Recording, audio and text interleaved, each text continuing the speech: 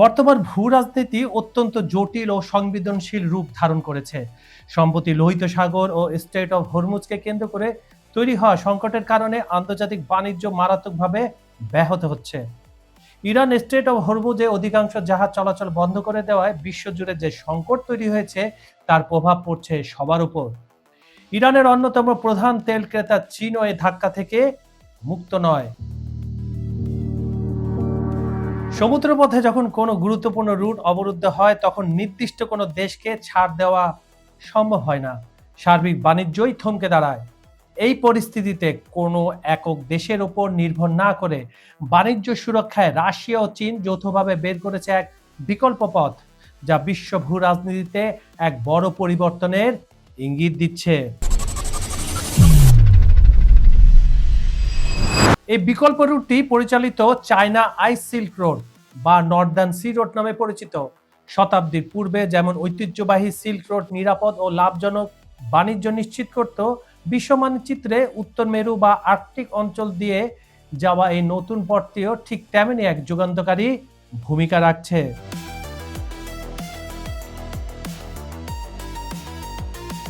এতদিন চালু থাকা বিশ্ব বাণিজ্য পথগুলোর মূল সমস্যা হলো এখানে অনেকগুলো চোক পয়েন্ট রয়েছে এবং রাজনৈতিক অস্থিরতা তো লেগেই থাকে।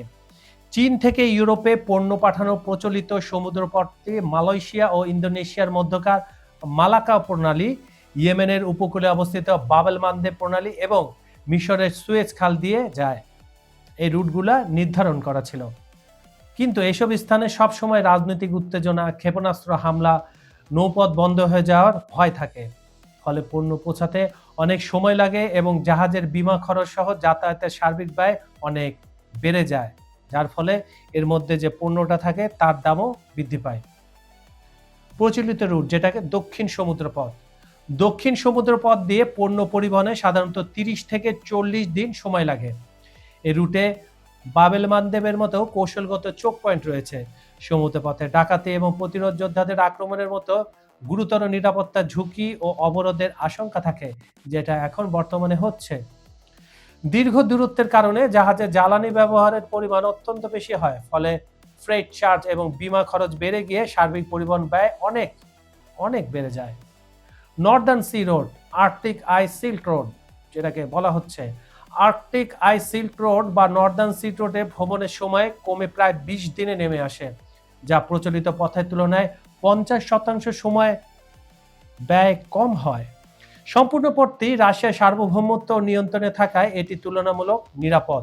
ভ্রমণ সময় কম হওয়ায় জ্বালানি খরচ অনেক কমে যায়, যা পরিবেশ ও বাজেট উভয় দিক দিয়ে সাশ্রয়ী। এর ফলে সার্বিক লজিস্টিক ব্যয় নিয়ন্ত্রণে থাকে এবং কম ও স্থিতিশীল পরিবহন খরচে পণ্য আনা নেওয়া করা যায়।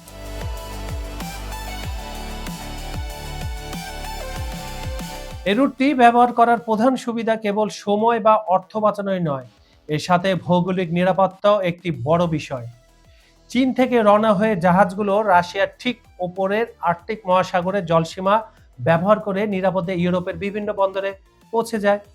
যেহেতু সমুদ্রপথের এই সম্পূর্ণ অংশটি সরাসরি রাশিয়ার নিয়ন্ত্রণে রয়েছে, তাই অন্য কোনো বাইরের শক্তি বা তৃতীয় কোনো দেশ এখানে কোনো ধরনের বাধা বা অবরোধ তৈরি করতে পারে না, প্রশ্নই আসে না, কারণ সেটা হচ্ছে পুতিনের এলাকা।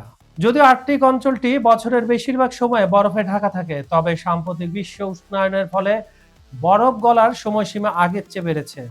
পাশাপাশি শক্তিশালী আইস ব্রেকার জাহাজের সাহায্যে এখন প্রতি বছর জুলাই থেকে অক্টোবর পর্যন্ত এই সমুদ্রপথ ব্যবহার করে বাণিজ্যিক কার্যক্রম পরিচালনা করা সম্ভব হচ্ছে। তবে এখানে একটা তবে রয়েছে, অতিরিক্ত আইস ভাঙার ফলে পরিবেশের প্রতি একটা বিরূপ প্রভাব পড়তে পারে। তাই এই পথটা যখন ব্যবহার হচ্ছে, এটার জন্য একটা সুনির্দিষ্ট নীতিমালা রাখা দরকার ভবিষ্যতের পরিবেশ দুর্যোগ থেকে বাঁচার জন্য। এই নতুন করিডোর রাশিয়া ও চীন উভয়ের জন্য একটি উইন উইন বা পারস্পরিক সুবিধার মডেল তৈরি করেছে।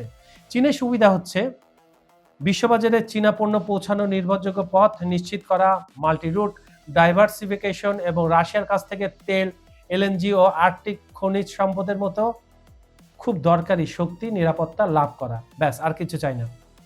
পুতিনের কি কি সুবিধা, তার দেশের কি কি সুবিধা একটু শুনে আসে চলুন। দেশের বাইরের যে বৈশ্বিক ব্যাংকিং অর্থায়ন ব্যবস্থা থেকে অনেকটা বিচ্ছিন্ন রাশিয়ার জন্য চীনা বিনিয়োগ অত্যন্ত জরুরি। চীন থেকে মূলধন, আধুনিক প্রযুক্তি, যন্ত্রপাতি এবং বিশ্বমানের শিপিং কার্গো সুবিধা পেয়ে রাশিয়া নিজের অবকাঠামো সচল রাখছে। যেখানে ভারত বা দক্ষিণ এশিয়ায় অন্যান্য দেশের জন্য ভৌগোলিক অবস্থানের কারণে এই আর্কটিক রুট ব্যবহার করা কঠিন এবং খরচ সাপেক্ষ, সেখানে চীন ও রাশিয়ার সীমান্ত ও মানচিত্র অবস্থান এই সিল্ক রোড বাস্তবায়নে বড় সুবিধা এনে দিয়েছে। ভূ রাজনৈতিক সংকটের এই যুগে রাশিয়া ও চীন নিজেদের বাণিজ্য রক্ষা ও ডলার নিরপেক্ষ লেনদেনের জন্য বিশ্ব মানচিত্রে যে নতুন সমীকরণ তৈরি করেছে তা ভবিষ্যতের আন্তর্জাতিক বাণিজ্যকে নতুন করে সংজ্ঞায়িত করছে। বন্ধুরা, আপনারা কি মনে করেন এই নতুন বিকল্প রুটের ফলে হরমুজ প্রণালী কি তার ঐতিহাসিক গুরুত্ব প্রভাব হারাতে বসেছে, নাকি অদূর ভবিষ্যতে হরমুজ প্রণালী হয়ে উঠবে তৃতীয় বিশ্বযুদ্ধের মূল কেন্দ্রবিন্দু? আপনার মূল্যবান মতামত নিচে কমেন্টে লিখে জানান। অনুষ্ঠানটি আপনি পৃথিবীর কোন প্রান্ত থেকে দেখছেন? Bangladesh, Bharat, Pakistan, America, Europe, Ukraine, Brazil, Argentina, Africa, Saudi Arabia, Kuwait, Dubai কিংবা মধ্যপ্রাচ্যের যে কোনো দেশ, যেখান থেকে আমাদের সাথে যুক্ত থাকুন না কেন, আপনার অবস্থান কমেন্টে জানাতে ভুলবেন না। আন্তর্জাতিক রাজনীতি এমন সব তথ্য ও গুরুত্বপূর্ণ খবরের তাৎক্ষণিক আপডেট পেতে চ্যানেলটি এখনই সাবস্ক্রাইব করুন। আর যে কোনো বিজ্ঞাপন বা প্রমোশনের জন্য ডেসক্রিপশনে দেওয়া নাম্বারে সরাসরি যোগাযোগ করতে পারেন।